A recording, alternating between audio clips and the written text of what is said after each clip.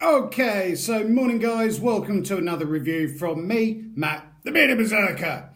Still got ridiculous problems with my back, but hey, we crack on.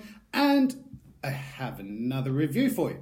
Now before we start, I say this each and every time, but huge, from the bottom of my heart, massive thank you to each and every one of you guys out there that's watching my videos, liking my videos, commenting on them, subscribing as well. If you haven't subscribed, please hit that subscribe button. Now coming up to 14,000 views on my YouTube channel and 330 odd subscribers, something like that, which is absolutely phenomenal, because what I've set up over on Instagram, Viking Beard Matt over there, and here on my YouTube channel is not about me at all.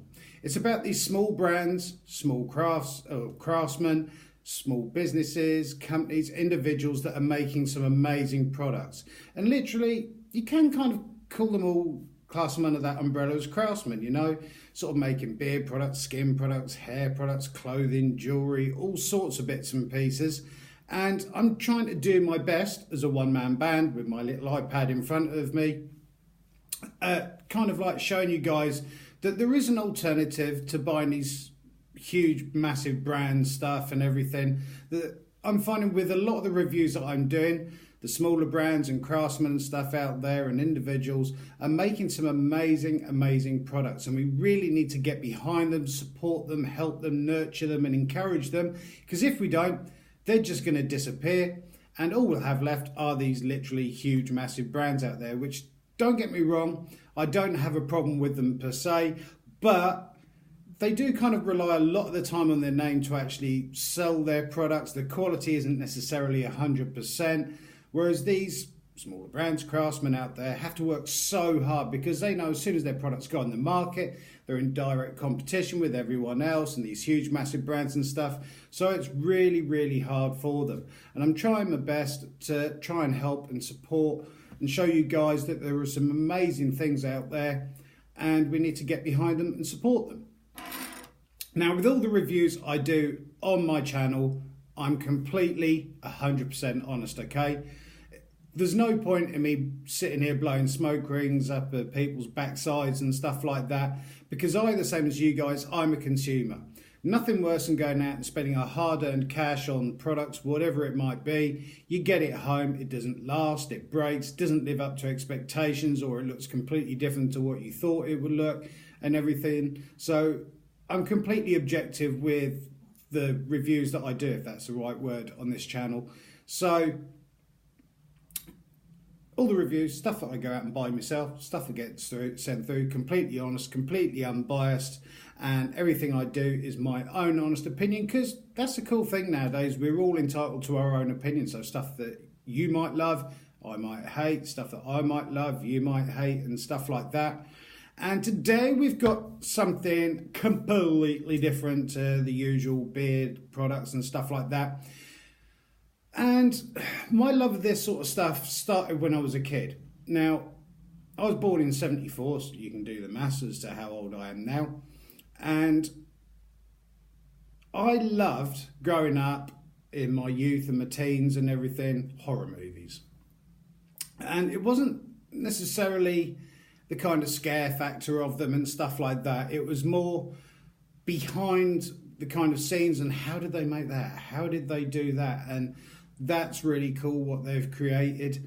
And it was more a love of special effects. And growing up, one thing I wanted to really do was to kind of get into the special effects sort of business and stuff like that.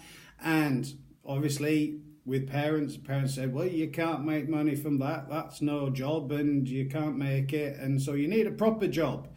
But I've always kind of had this love of special effects and everything.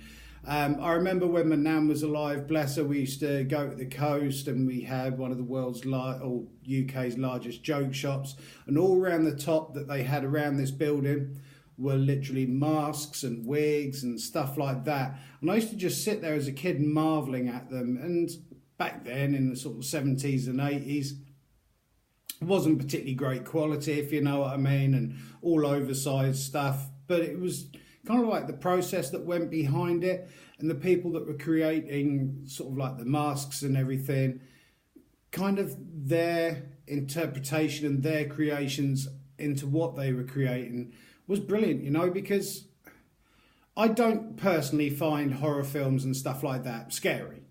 I'm not really interested in this new wave sort of horror films and stuff like that, Saw and everything else. It's kind of like your old school ones, Friday the 13th, Nightmare on Elm Street, what's the other one, Halloween, the original Texas Chainsaw Massacre, which funnily enough come out in the year that I was born. And it's kind of those old slasher type movies, if you know what I mean. I've always loved. Whereas a lot more horror nowadays is more psychological stuff, whereas back then it was just a maniac running around or deranged family and stuff like that. And I like horror stuff in the respect that I think it's more scary if it's something real, if you know what I mean, as opposed to devils and stuff like that. And I like the kind of real aspect behind it. The same, I suppose, with Friday the 13th, Halloween, Texas Chainsaw Massacre, that under those masks were kind of real people. And you could, to me, as a child growing up, they were a lot more believable, if you know what I mean.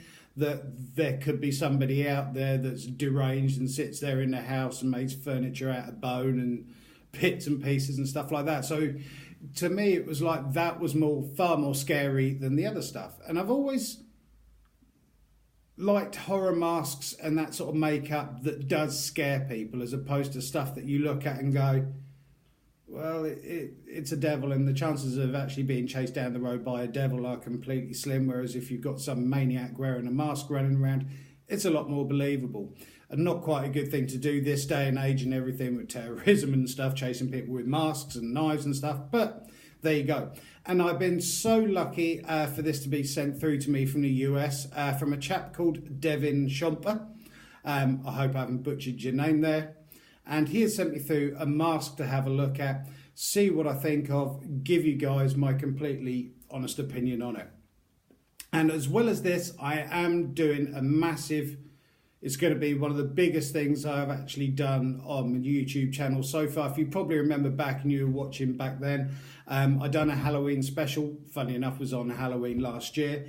And it went ridiculously well. Everyone was like, oh, that was so funny to watch and cool and everything. So this year I kind of want to amp it up and make it a really good event and do some reviews and a giveaway through it and stuff like that. And just have a good evening, because one thing that the US is lucky with is they actually really celebrate Halloween. You know, the entire neighbourhoods and everything dress up. Kids go trick-or-treating. And adults get dressed up, the kids get dressed up, and it's an event.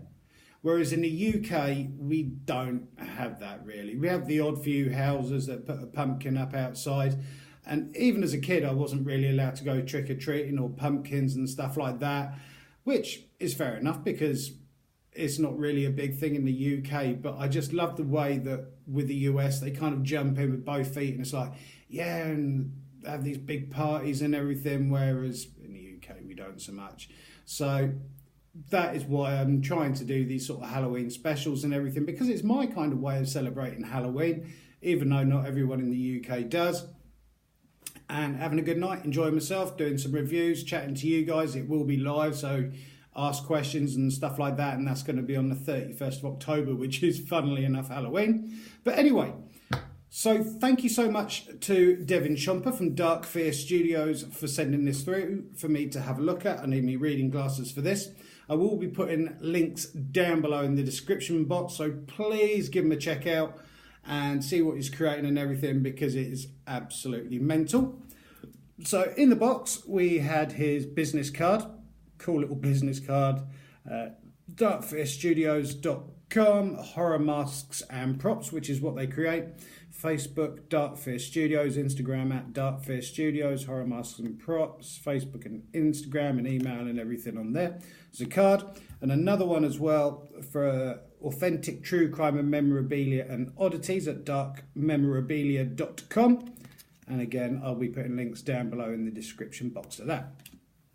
Now, a couple of days ago, or a few days ago, I'd done a review of some amazing teeth from Moonstruck Effects, which were fantastic.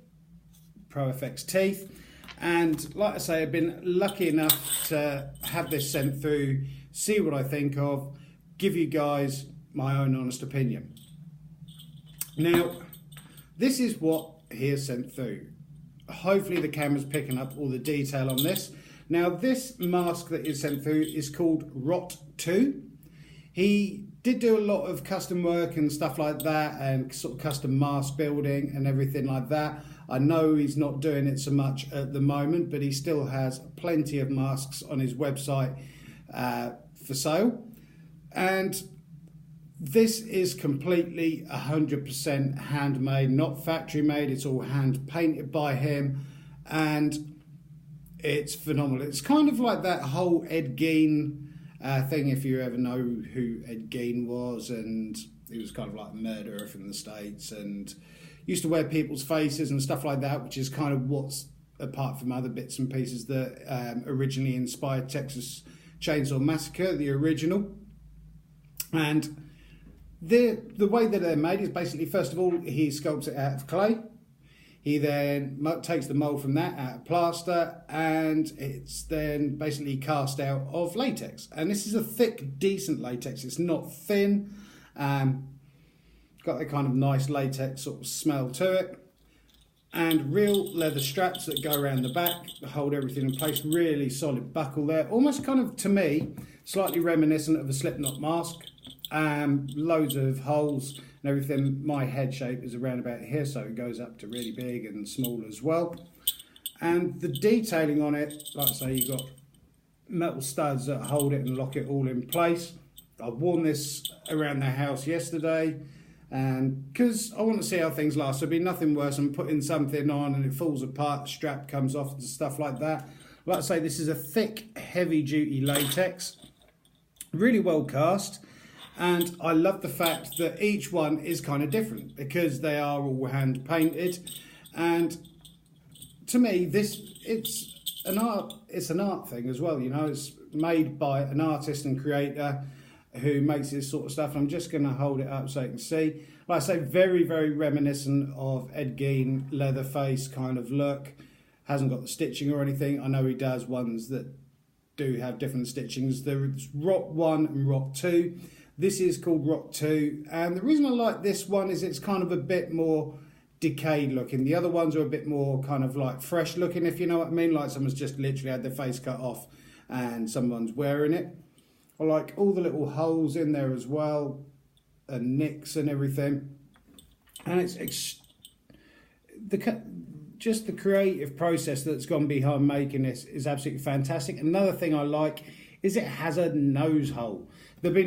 I don't mind the ones with the two sort of nostrils and everything, but it's when it's kind of like fully blocked off that you start getting build up of condensation inside the mask and it starts getting a bit sweaty and everything. Like I say, it works extremely well. Helps if I haven't got my glasses on for that, a little bit silly, doesn't it? Fits nicely, and you'll probably notice with the photo that I put underneath and the photo on Instagram, I have used some sort of like black eye makeup just to blacken out here. And then with the teeth as well, just fantastic. And funny enough, next door neighbours that follow me saw the photo that I put on Instagram, and I saw them this morning when I went out to get the post, and they didn't even realise it was me, and they were like, oh, who's that? What film's that coming out of? And that's kind of testament to the people that go or the process and the people that create these sort of things. Really nice snug fit, doesn't flap around all over the place. It is fully adjustable as well. I thought perhaps it might need another leather strap to go over the top to connect it, but it doesn't. It holds really, really well.